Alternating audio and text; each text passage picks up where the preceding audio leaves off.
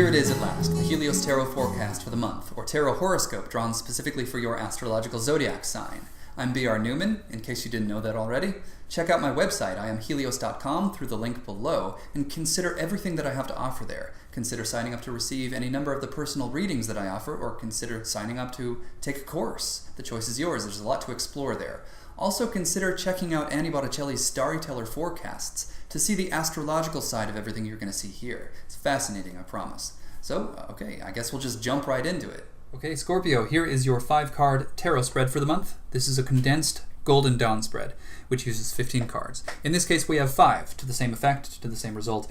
We have a central theme, 2-dimensional timeline options to choose from, past section, and a fate section. In your central theme, you have the 9 of Wands. Now, the 9 of Wands, like all 9s in tarot, is associated with Yasad on the Tree of Life, Sphirith 9. And this is the foundation. This is collecting and balancing Netzach and Had from Tiferet to Malkuth below. So this is often spoken of as the engine room of creation.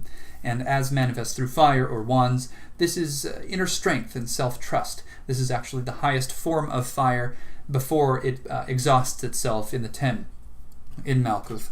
So in this case, as your central theme, these themes become the desire, become the intention, become the priority, and the way to most adequately show up for the opportunities that are being presented around this intent is to consider, of course, these 2-dimensional timeline options, the Queen of Cups or the 2 of Cups. So we have 2 water responses to this central theme of fire. So the intention is, of course, to keep this at the 9 of Wands, to not let it go to the Malkuth 10 of Wands in which you were burnt out, exhausted. So to no surprise, you've got to douse a little water on that fire. So the Queen of Cups actually corresponds to one of the 16 Myers-Briggs personality profiles, if you didn't know that already. 16 court cards, 16 profiles, no coincidence. Almost no one knows this or uses this in a tarot spread, yet I find the connection incredibly obvious. So the Queen of Cups is directly linked with the INFJ, or the introverted, intuitive feeling judger. This is somebody who's very inspirational to other people, and they're inspirational because they're so reflective. They're so introspective. They're quietly caring. They're very creative because of this, and they tend to be linguistically gifted, so their offering support to others is taken quite well because of the way they choose their words quite cautiously, because of the way in which they are so deeply contemplative. They're often quite psychic because they're incredibly empathic.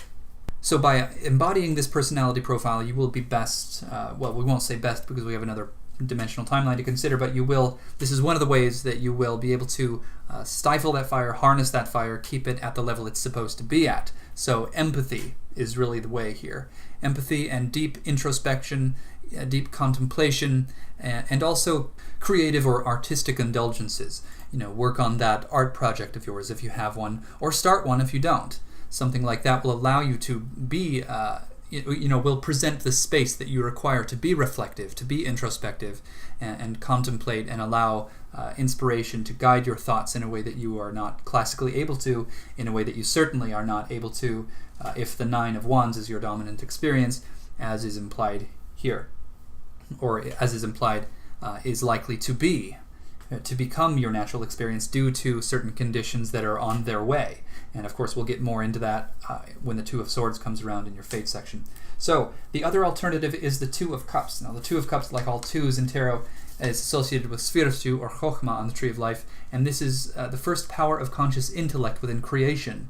This is potentiality, intuition, insight, the right hemisphere of the brain. So we see that the dousing of the fire is inevitable, and it is going to be happening through the means that we described. These 2-dimensional timelines really are only surfacing as 2 seemingly different options or choices because this inevitability is the product of some intent that you set in motion beforehand. So therefore, differing options must manifest before you in order to ensure that it is you choosing rather than being chosen for, rather than being acted upon. You are the one acting. So this is kind of an illusion of choice because these 2 have very similar natures. So with the intent as well set as it has been, there is assurance that the fire won't get out of control. And this may in fact just be due to your nature as a Scorpio. You are naturally contemplative.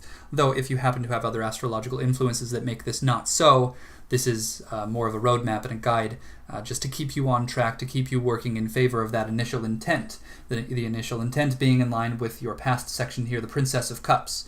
And of course, this is the predecessor to the Queen of Cups. So this, of course, corresponds to one of those personality profiles, and in this case, it's the INFP. So instead of the INFJ, this is the INFP. The P being perceiver rather than judger. This is the slightly less mature version of that INFJ. So this personality profile has a strict personal value set. Somebody who seeks inner order and peace, somebody non-directive and reserved, but also very creative and idealistic. So you can see that this is the less refined version of that that deeply reflective and introspective, quietly caring, creative, linguistically gifted, and psychic, contemplated INFJ. So all of the potentials are there, just less refined, less defined. So this is somebody who needs to perform a noble service and aid society. And so that's actually the missing link, you could call it, between the INFP and the INFJ. Through acting upon that desire to perform the service for others, you gain a sense of a deeper empathy, but also eradication of any guilt that may be lingering from previous states of being, and also just simply because the act of service has its benefits in itself. To give to others is to give to the self. So when you give to yourself, you are able to grow. So that's the natural maturation that occurs there. Is ensured by that act of service. So what you're doing right now by stifling or harnessing the fire of the Nine of Wands is a service to other people. So this may in fact be speaking about your direct relationships with other people, the ways in which you and your choices are affecting those around you.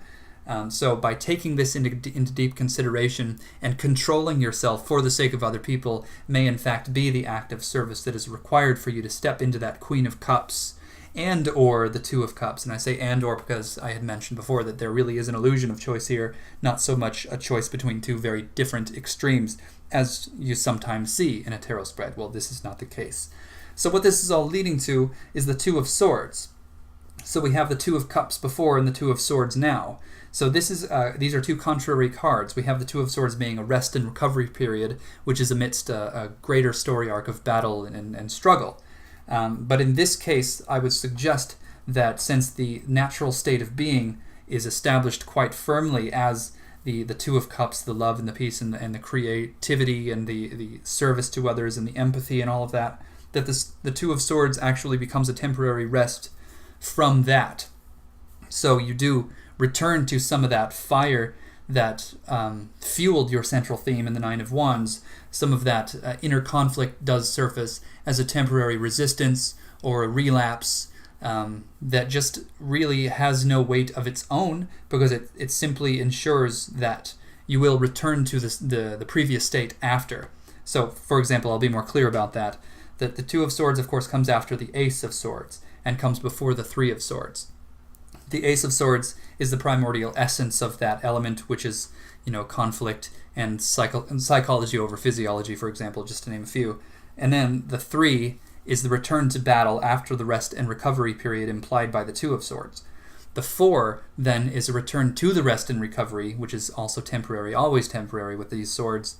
And then the Five is a return to battle again. So there's just this ongoing story of conflict and chaos with the swords. However, if the natural resting state or ground zero or the default state is the love and the empathy and the psychic ability and the creativity and all of that implied by the Queen of Cups and the Two of Cups, then the Two of Swords becomes a temporary rest from that, with insurance that you will then return to that, returning to the Queen of Cups and the Two of Cups as that originating intent implied by the Princess of Cups.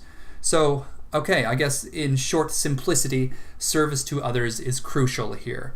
Managing that fire is going to take service to other people, and service to other people is going to result in managing that fire. So as simply to prevent you from burning yourself out and from burning other people out, because that is what happens in the Ten of Wands. If you play with fire, you eventually get burnt.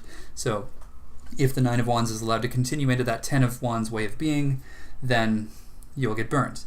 But it doesn't look like the conditions are lining up in favor of that, so that's great news. And that about wraps us up, so thank you so much for listening to this. Check out my website at the link below, IamHelios.com. Consider everything that I have to offer there. I'm offering readings right now. We can go so much deeper, take this so much further, taking a vast wellspring of resources into account. Of course, astrology and tarot, the I Ching, the Kabbalah, and cutting-edge science. There's so much to consider, and you can take this so far and do so much with it. So I'll leave you to it. Thank you so much.